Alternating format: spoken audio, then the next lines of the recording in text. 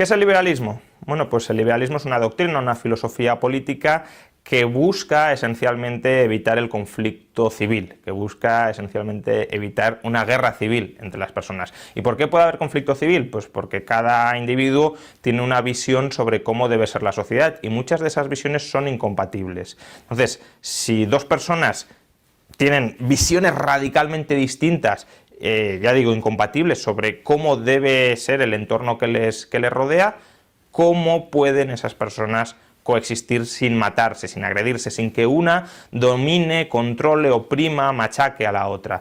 Pues esencialmente con el liberalismo. Y el liberalismo se fundamenta en 10 principios que son los que posibilitan la coexistencia, la convivencia y en última instancia la cooperación entre las personas. ¿Cuáles son esos 10 principios? En primer lugar, el individualismo político. ¿Qué entendemos por individualismo político? Que el sujeto de derecho son las personas, son los individuos. Individualismo político no significa que neguemos la existencia de grupos, de colectivos, de clases. Todo eso dentro del análisis social existe y está muy bien. Pero ¿cuál es el foco moral en el que tenemos que concentrarnos? La persona. Y es la persona alrededor de la cual estructuraremos los derechos.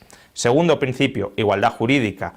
No solo la persona es el sujeto de derecho, sino que todas las personas, con independencia de su condición particular, todas las personas tienen los mismos derechos. Tercer principio, libertad personal. ¿Cuál es el principal derecho sobre el que se construyen todos los demás que tiene un individuo?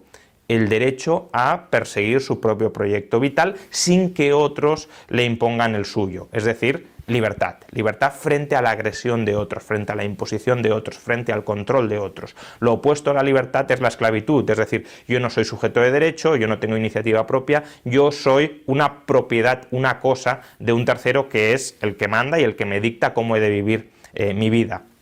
Cuarto principio, propiedad privada. La libertad personal no solo abarca tomar decisiones sobre mi cuerpo y sobre mi actividad en el vacío, sino que mi persona interactúa con el entorno material. ¿Cómo regulamos quién tiene derecho a insertar parte del entorno material en su proyecto de vida y por tanto quién no tiene derecho a insertar una determinada parte del entorno material en su proyecto de vida porque está en el mío? A través del derecho de propiedad privada. Aquello que hemos ocupado pacíficamente, sin utilizar la violencia para excluir a otros o para robar a otros, es mío y lo puedo utilizar como quiera para perseguir, ya digo, mis proyectos personales.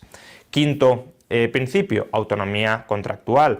Las personas no solo actuamos libremente, no solo nos relacionamos en una situación de control sobre nuestro entorno material, sino que también interactuamos con otras personas.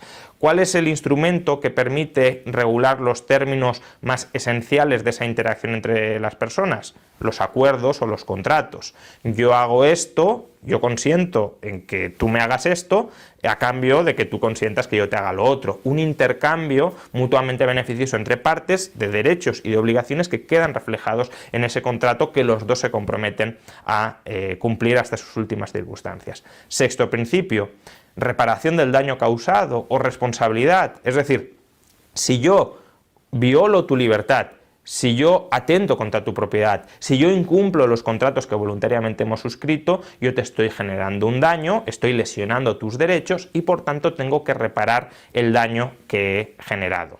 Si nos fijamos con estas tres ideas básicas, libertad, propiedad y contratos, basadas en última instancia en la idea de que todos somos sujetos de derecho y de igual derecho, ya podemos en cierto modo explicar o avanzar hacia una sociedad donde la gente coexista independientemente sin agredirse e incluso interactúe circunstancialmente entre ellos a través del instrumento de los contratos.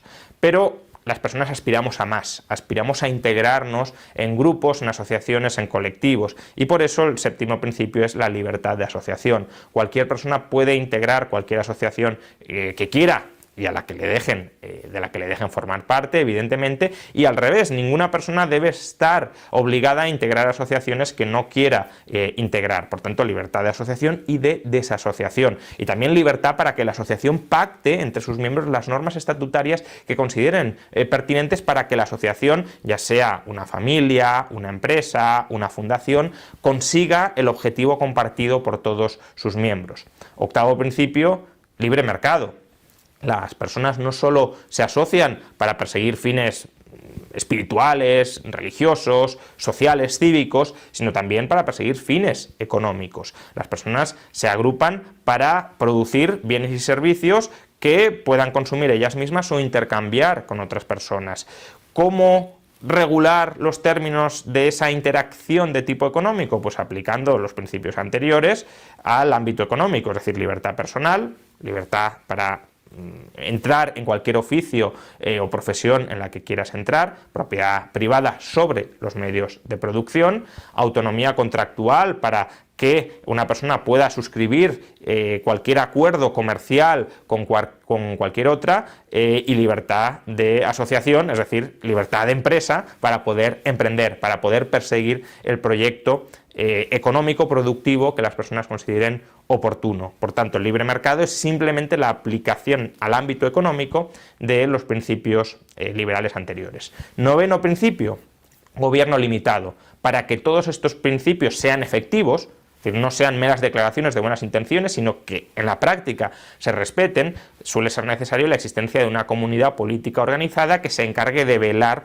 por el respeto escrupuloso de esos principios y por imponerlos a aquellos que quieran violentarlos. Si hay que reparar el daño causado que ha generado una persona y esa persona no lo quiere reparar, obviamente ha de ser obligada a que deje de hacer daño y a reparar el daño que previamente haya generado. Ahora bien, el problema del gobierno, de esa comunidad política organizada para hacer cumplir el derecho, es que tiene mucho poder y que por tanto puede convertirse en un agente que conculque el derecho o los derechos de los demás. Y por eso, para el liberalismo, el gobierno ha de estar estrictamente limitado, es decir, solo se debe ocupar de proteger los derechos individuales y de nada más. El gobierno no está legitimado para crear derechos aparte de los que tienen los individuos, no está legitimado a colocarse por encima de los individuos. Es un servidor de las personas que quieren ver protegidos sus derechos, pero no es el amo de las personas para tutelarlas como desee caprichosa o arbitrariamente el poder político.